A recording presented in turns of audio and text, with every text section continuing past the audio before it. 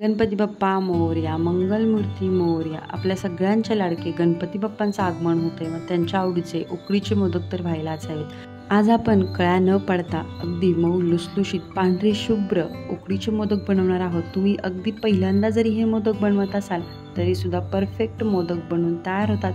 उकड काढताना कोणत्या चुका करायच्या नाहीत किंवा सारण कसं मोकळं सुटसुटीत करायचं यासाठी भरपूर टिप्स सांगितलेल्या आहेत. फुल व्हिडिओ नक्की बघा. चला तर मग पटकन रेसिपीला सुरुवात करूया. 1.5 कप तांदळाचं पीठ, 1.5 कप आपल्याला किसलेलं खोबरे घ्यायचं आहे, 1.5 कप गूळ घेतलेला आहे, ड्रायफ्रूट्स घेतलेले आहेत चिरून, 1 चमचा वेलची पूड, 1 चमचा खसखस घेतलेली आहे. पॅनमध्ये 1 चमचा तूप घालून घ्यायचं आहे, त्याच्यामध्ये 1 चमचा खसखस आपल्याला थोडीशी भाजून घ्यायची आहे. त्यानंतर आपण याच्यामध्ये जे चिरून घेतलेले ड्रायफ्रूट्स होते ते घालून घ्यायचे आहे. याच्यामध्ये मी काजू आणि बदाम वापरलेला आहे, तुम्ही तुमच्या आवडीनुसार कमी जास्त करू शकता. हलकेसे आपल्याला हे ड्रायफ्रूट्स भाजून घ्यायचे आहेत, जास्तही भाजायचे नाहीत. त्यानंतर याच्यामध्ये जे आपण 1.5 कप खोबरं घेतलेलं होतं ते 1.5 कप खोबरे याच्यामध्ये घालून घ्यायचं आहे. खोबरं मी इथे डेसिकेटेड कोकोनट वापरलेलं आहे. तुम्ही ओलं जे खोबरं असतं ते खाऊन घेऊ शकता किंवा मिक्सरला फिरवून घेऊ शकता. मला ते इथे अवेलेबल झालं नाही म्हणून मी इथे डेसिकेटेड कोकोनट वापरलेलं आहे. हे जे खोबरं आहे ते व्यवस्थित आपल्याला 1-2 मिनटं फक्त भाजून घ्यायचं. जास्त वेळ भाजायचं नाही, कारण का खोबऱ्याला थोडा जरी करपलं की त्याचा वास लगेच सारणाला येतो.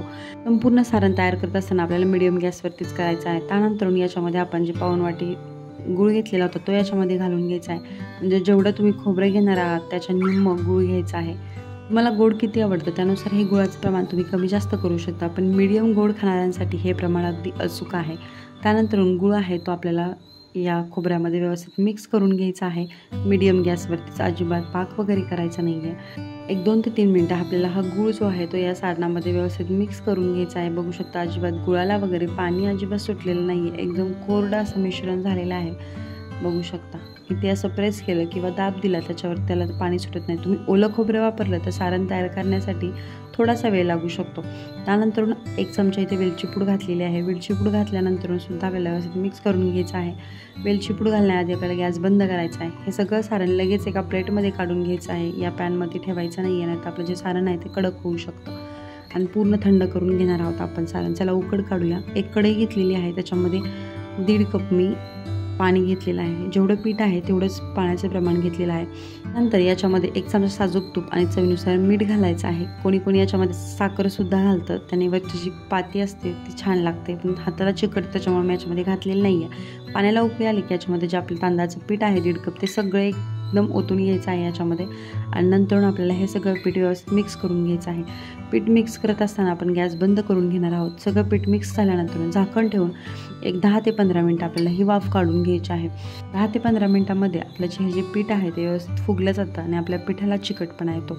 मंडई, आपण हे उकडीचे मोदक जरी ट्रेडिशनल पद्धतीने करत असलो तरी आपण याला हाताने कळ्या पाडणार नाही आहोत. त्यामुळे जरी तुम्ही पहिल्यांदा करत असाल तरीसुद्धा आरामामध्ये बनवू शकता. त्यासाठी व्हिडिओ पुढे नक्की बघा. इथे बघू शकता 10 ते 15 मिनटानंतर आपली सगळी उकड जी आहे ती व्यवस्थित तयार झालेली आहे.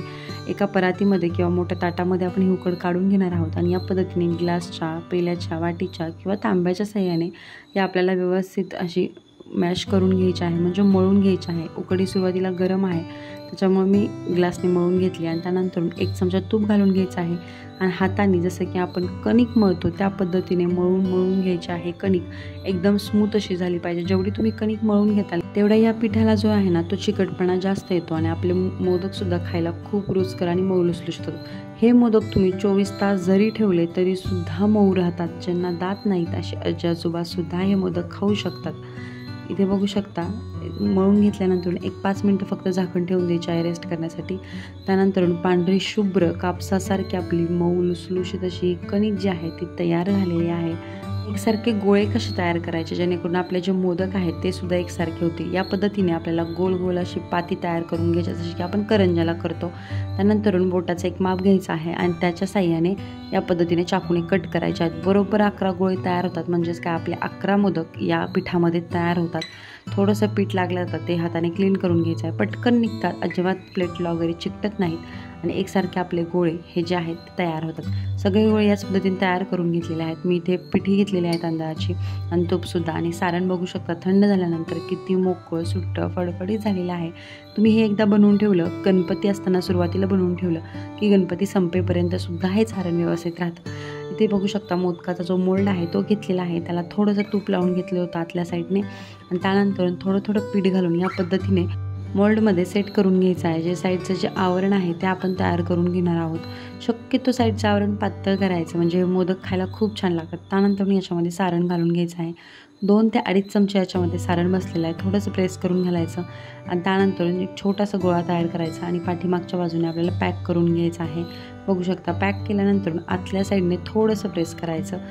मस्तपैकी आपला पातळ आवरण असलेला मोदक तयार आहे. बघू शकता किती मस्त दिसतोय.